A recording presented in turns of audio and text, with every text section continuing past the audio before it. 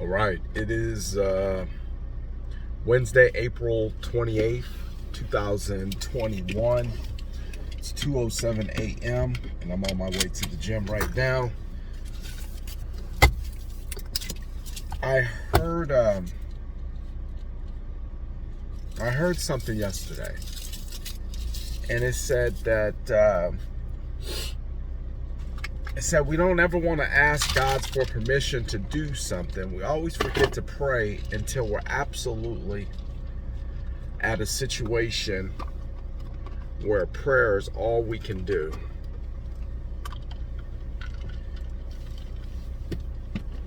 And we know that the word says that God says that in everything you do, you should seek Him.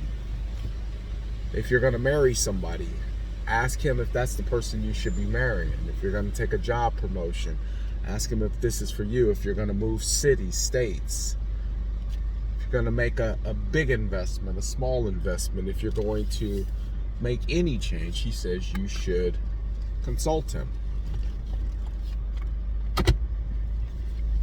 But what the word yesterday told me was that we make moves, and then when they go wrong, we blame God, and then we ask God to fix something that we never asked God should we be in the first place. Sound about right? And I believe there's a level of truth to that, because there's been many times that I've walked into situations. If in a given day I make 10 decisions, there's been times I'd make 10 decisions and I never once consult God about whether or not these are the decisions that are for me. Are these the decisions that you have for me? And as I got to listening to this sermon, because I spend my day, I love sermons. I specifically love the sermons when they're talking about me. And so as I'm listening to the sermon and I'm praying this morning, I start thinking about fear, anxiety. And I ask myself, confusion. You know, you go back and forth in your mind. Should I do this? Should I not do that? What if this doesn't work out? You go through that. It's a very unnerving situation. So when people talk about anxiety, I've had anxiety, a real high level of anxiety probably once or twice in my life, and they lasted all of them about 1 minute. Because to carry that level of fear of the unknown, of something that hasn't happened, in my mind, to me, is just insanity. But there's some people that do. And so as I'm praying this morning, and I'm mindful of the fact that I make a lot of decisions without asking God, and then I wonder why they don't turn out right, then I got to go back to God and I got to pray and ask Him to fix it. I got to ask Him to fix it, right?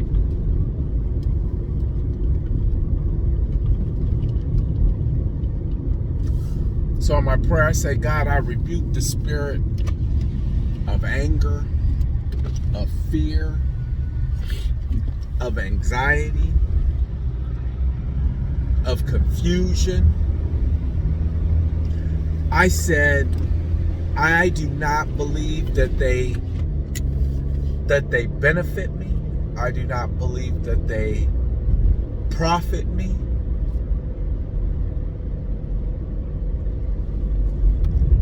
Therefore, I don't believe they're a spirit of you.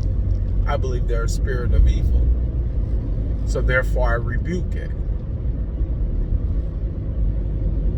I will not surrender my life to it. You told me I would prosper. You told me I'd be in good health. Now, trust me, God's plan is big.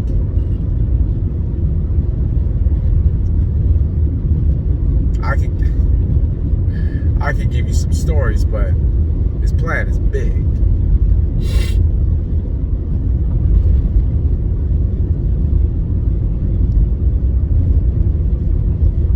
But those feelings don't benefit me. So next time there's a feeling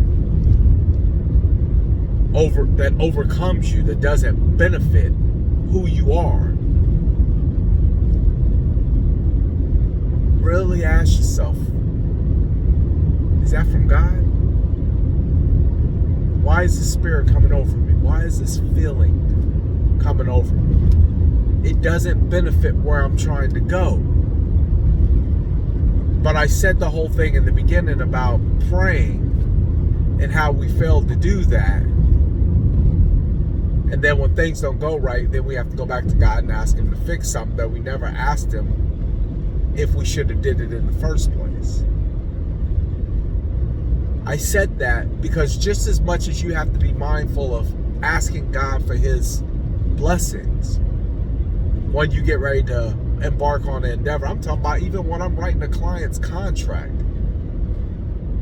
God, as I'm writing this contract, let this find favor. That's how I got the last deal through. I said, as I write this contract and as I submit this contract, I said, let this offer find favor on the seller's heart, because it's a competitive market. It's 10 buyers for every house.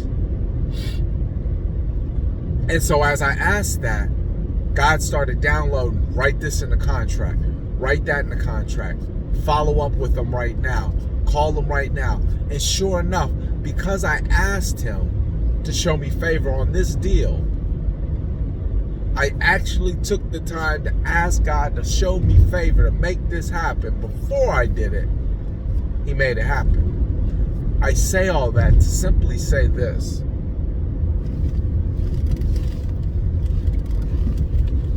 Sorry, I got my bag, my gym bag. Oh, I'd have to go all the way home. I say all that to say this.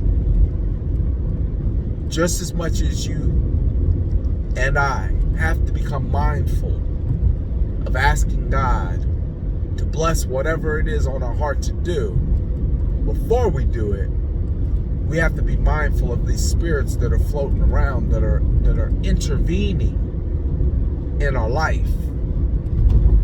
They are causing confusion. The devil is the master of confusion. He likes to get you second guessing that big business plan. I'll tell you a little something. I was in the mirror probably Monday. I had received this, my son received it when he signed up for soccer. It was like a sleeve that you pull over your head and it blocks your nose and goes down your neck, and it was all red. And like Monday night, I was putting the thing on, and it was on the top of my head. And I tied a little knot on the top of it. And I was like, oh, this is pretty cool. It turned into like a little hood. So it's turned to a hood. And the material was like that wicker type of material. Well, it absorbs sweat really well. I said, wow, this might be something good to wear when I'm working out to, absorb sweat. And when I tied it, I said, well, they're giving them away as masks for your face, as face masks. I wonder how many of these they ordered. It's a big church, huge church. So I wonder how many of these they ordered. Because, well,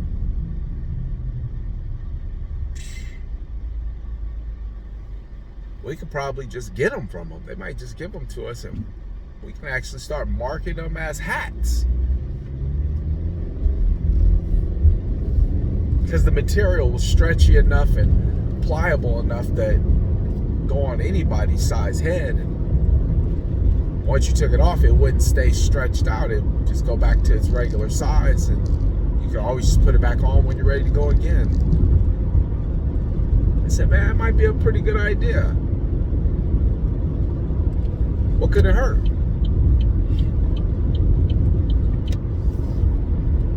No sooner than an idea for prosperity came to my mind, at the exact same time, a spirit of it won't work came to my mind. And I'll tell you, the spirit of prosperity came to me, and it even told me the person that I need to go to make that happen. It told me the person who to get it from. It told me the person to go to make it happen.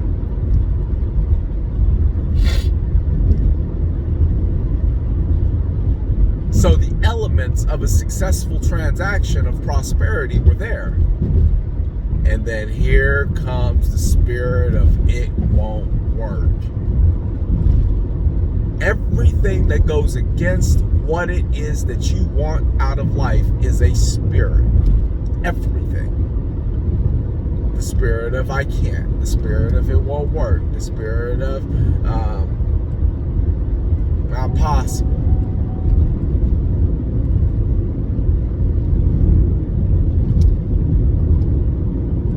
You must dismiss spirits that don't benefit you.